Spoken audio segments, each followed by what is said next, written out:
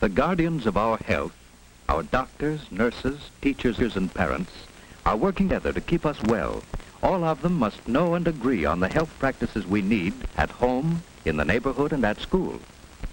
This is Joan, getting ready for school. Joan learned at school that it's important to choose the right clothes on a cold day. The temperature is 40, too cold for just a coat.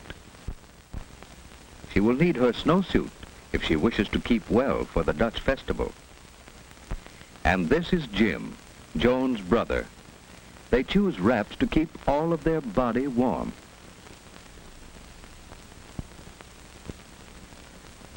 Mother is to see Jim looking so well this morning. Their color is good, their eyes alert. They're ready for work or play. Mother needs to get another supply of paper handkerchiefs. Jim's friend George is eating an apple as he waits for them. That is a wise no thank you, Joan. Never share another's food. George has forgotten something that helps keep him clean. It's lucky for George that Joan has an extra tissue to lend him.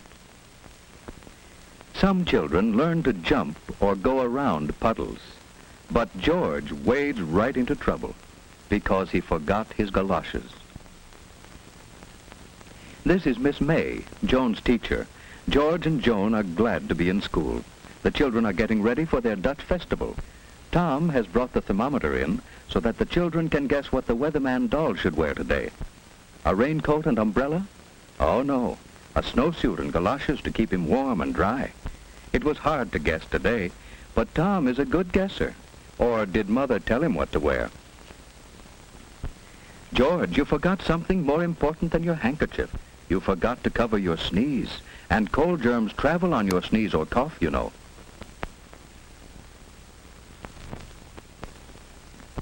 Why, cold germs can fly farther than Miss May can blow the feather.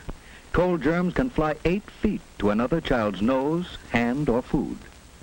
People who put fingers into their mouths make it easy for cold germs to come to them. No, not that way, George. Blow your nose gently, without pressing the opening of the nostrils closed. That's better. Oh, and your feet are wet. It's easy to catch cold when your body is chilly. You'd better go and see the school nurse. She'll help you. The nurse is examining Mary after her cold. 4 days at home with a cold keeps others from catching it and protects you from serious infections that follow colds. Now, George, who sent you in here? Miss May thought I might be catching a cold. Well, what do you think? I'm hot and chilly. Well, did you sleep pretty well last night, and did you feel like getting up this morning? Did your breakfast taste good? I hardly had time to have my breakfast. I had an apple on the way. Now, blow your nose, George. Oh, not so hard, gently. No pressure on the opening. Now, let's look at your throat. Open wide. All right, now you sit down, and I'll take her. You moisten your lips and hold this under your tongue. Oh, your feet are wet too, George. Winnetka, 3, 2, 1. Hello, is it Mrs. Powell there? Yes. Well, this is Miss Wright, Mrs. Powell. George came in to see me a few moments ago with a cold. Yes, his throat is quite red and his feet are wet, too. I do think he'd be more comfortable at home in bed. Well, just a minute, please. Yes, his temperature is 99.8. Well, it is best to consult your physician if it goes over 100, especially during the cold season. Oh, that would be nice of you to call for him. Yes, he'll be right here in my office. Thank you so much. Goodbye. Joan's mother visits school to plan a health program. Joan must learn to take responsibility for keeping herself well. This weather chart keeps Joan alert to weather changes as she marks snowy or rainy days. Dressing this weather doll for outdoor weather helps Joan know what to wear herself. It will be better for Mother when Joan chooses wraps to suit the temperature instead of arguing about what friends wear. Mother and teacher check Joan's health habits. They plan better health practices for home and school. At school, Joan's committee keeps the washroom attractive with soap sponges, brushes, and signs. Others keep the closets neat with boxes for rubbers and hangers for clothes.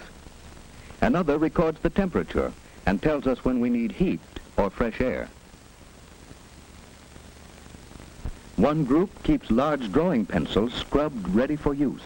Those are jobs Joan and Jim could be learning to do at home, too. On Saturdays, they love to help us plan what we're going to do. I'm so glad to get this health record sheet. Your check on Joan's habits at school will help me plan a corrective health program at home. I'm going to find out what kind of health practices we use, and I must check on our equipment to see if we have the materials to carry on the school practices. Thank you for some grand ideas, Miss May. I'm going to visit school again some afternoon when I call for Joan. May I? Do come often. It is good for teachers and children to have parents visit school. Next morning, Joan's mother is inspecting the health materials in her home. Each one in the family needs a separate towel and washcloth. Mother has one for Jim and another for Joan, each with his own name. Joan's father made a box for her to stand on. It's no fun washing if you have to stretch or can't see into the basin. And here are new cups. Each can have his own cup now. It prevents catching another's cold. Why, Jim, why are you so cross? Father has taught Joan to spit into the toilet, for spitting spreads disease. Here are the spoons for your cod liver oil, Joan. It's extra sunshine for us in winter and spring. You know, strong bodies can't always keep us from catching cold, but they help us resist a serious illness that may follow colds. Keep away from persons with colds, and keep your hands clean while you're eating. Jim must wash his hands after he pets his dog, but he won't have to go upstairs, as Father has arranged a washstand downstairs, so Jim will remember to wash. What's the trouble with Jim? He didn't like his breakfast, and he was restless as he slept. He's cross and tired this morning. His throat isn't very red, but his eyes look queer. He'd better stay home today so that Mother can watch him and keep him warm. Joan's mother can't go to the kermis now, so Joan must take the paper bags for the party. Colds are easy to catch during the first 24 hours. Mother must see that Jim covers his coughs and stays away from others. She must sterilize his dishes by boiling them thoroughly in water. Joan's room at school is a busy place, and Joan wants to help get ready for the kermis. But first, she must wash her hands. We must always wash hands clean before handling food. So, Joan takes off her coat, uses plenty of soap and a good lather. She rinses her hands well and dries them thoroughly with a paper towel. In another room, the kindergarten children are getting ready for the kermis. It's best to go to the toilet and wash hands first. Now Joan has her wraps off, her hands are clean, and she's ready to pack the bags for the kermis. The kermis has started. George's friends are selling the flowers they raised.